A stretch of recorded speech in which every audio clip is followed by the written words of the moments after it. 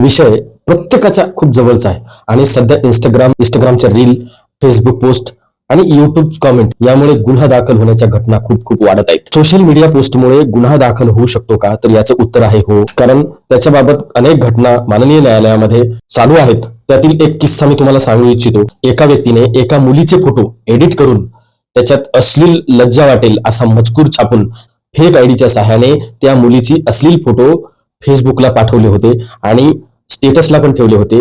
या गुन्ह्याची तक्रार सायबर विभागाकडे केल्यानंतर सायबर विभागाने मेटाला मेल पाठवून आयडी पासवर्ड सगळं काही त्याचं मिळवलं आणि सदरच्या व्यक्तीचा मोबाईल नंबर, त्याचं फेसबुक, व्हॉट्सअप आणि मेल आयडी हे संपूर्ण कायमचं बंद करून टाकलं.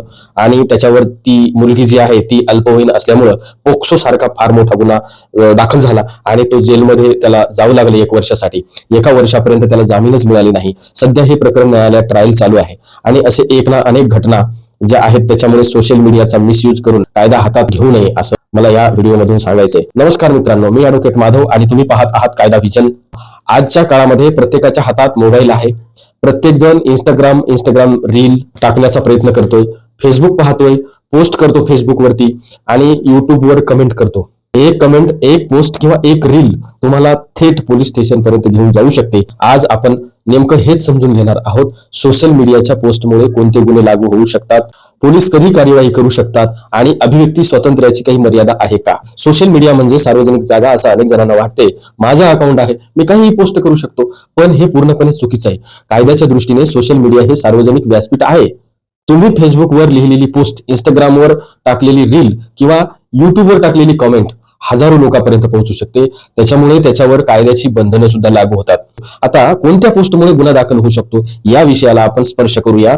की नंबर 1, बदनामी, त्याला आपण डिफामेशन म्हणतो. जर एखाद्या व्यक्तीबद्दल खोटी माहिती पसरवली, त्याची प्रतिष्ठा कमी होईल अशी पोस्ट केली तर बदनामीचा गुन्हा लागू होऊ शकतो. उदाहरण द्यायचं झालं तर हा व्यक्ती चोर आहे असं पुराव्याशिवाय आरोप करणे आणि तसं पोस्ट करणे म्हणजे अशामुळे गुन्हा दाखल होऊ शकतो, डिफामेशन होऊ शकते. नंबर 2, धार्मिक भावना दुखावणे, एखाद्या धर्माविषयी, देवाविषयी, देवदेवताविषयी किंवा धार्मिक प्रतीकाविषयी आक्षेपार्ह पोस्ट केल्यास गुन्हा दाखल होऊ शकतो. नंबर 3, जातीय तेढ निर्माण करणे, 2 समाजामध्ये द्वेष निर्माण होईल अशी पोस्ट किंवा व्हिडिओ टाकणे.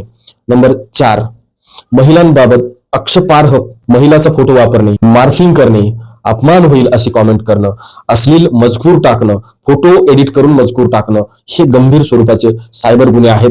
फेक अकाउंट बनवून फेक न्यूज पाठवणं, आजकाल अनेक लोक फेक आयडी तयार करतात, फोटो दुसऱ्याचा वापरतात, खोट्या बातम्या पसरवतात. निवडणुका, दंगे, सामाजिक तणाव यावेळी अशा पोस्टवर तात्काळ कार्यवाही होऊ शकतो. IT ऍक्ट आणि BNS अंतर्गत कार्यवाही सोशल मीडिया ह्या गुन्ह्यामध्ये येऊ शकतात. विशेषतः बदनामी, धमकी, अश्लील मजकूर, धार्मिक तेढ, फेक अकाउंट, महिलांचा छेड, सायबर स्टॉकिंग अशा प्रकरणांमध्ये गुन्हा दाखल होऊ शकतो. पोलीस तुमचा IP ऍड्रेस शोधू शकतात. अनेक लोक म्हणतात मी फेक आयडी बनवलाय, फेक आयडी वरून पोस्ट केलंय, पण एक ध्यानात घ्या, सायबर तपासामध्ये police IP address, mobile number, email device information शोधू शकतात. म्हणूनच फेक आयडी बनवणे आणि तसा मजकूर पाठवणे म्हणजे पूर्ण सुरक्षा नाही. फेक आयडी ही पूर्ण सुरक्षा नाही. माननीय सुप्रीम कोर्टाचं मत असं आहे की आपल्या भारत देशामध्ये अभिव्यक्ती स्वतंत्र आहे, परंतु ते अमर्याद नाही. तुम्हाला मत व्यक्त करण्याचा अधिकार आहे. तुमचं जे काही मत आहे ते व्यक्त करू शकता, परंतु दुसऱ्याची बदनामी करण्याचा अधिकार नाही. धर्म, जात, महिला किंवा राष्ट्रीय सुरक्षतेला धोका निर्माण करणारी पोस्ट करण्याचा संरक्षण हे कायदा देत नाही.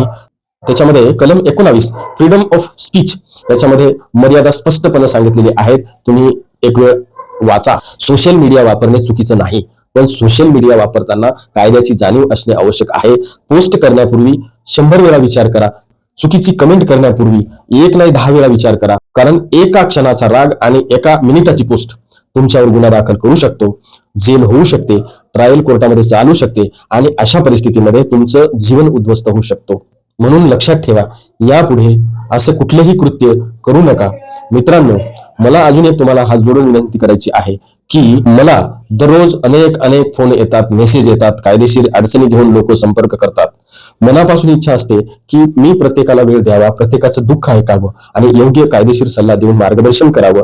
पण कोर्टाची कामं, केसची डायरी, प्रवास आणि वेळेची मर्यादा याच्यामुळे प्रत्येकाला मोफत फोनवर सल्ला देणं शक्य होत नाही.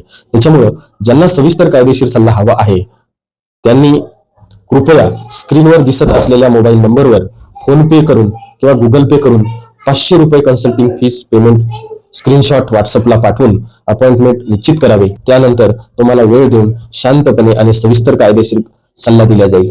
कृपया याचा गैरसमज करून घेऊ नये, कारण न्याय देण्यासाठी वेळ, अभ्यास आणि जबाबदारी लागते. व्हिडिओ आवडला असेल तर लाईक करा, शेअर करा आणि चॅनलला मात्र सबस्क्राईब करा. धन्यवाद.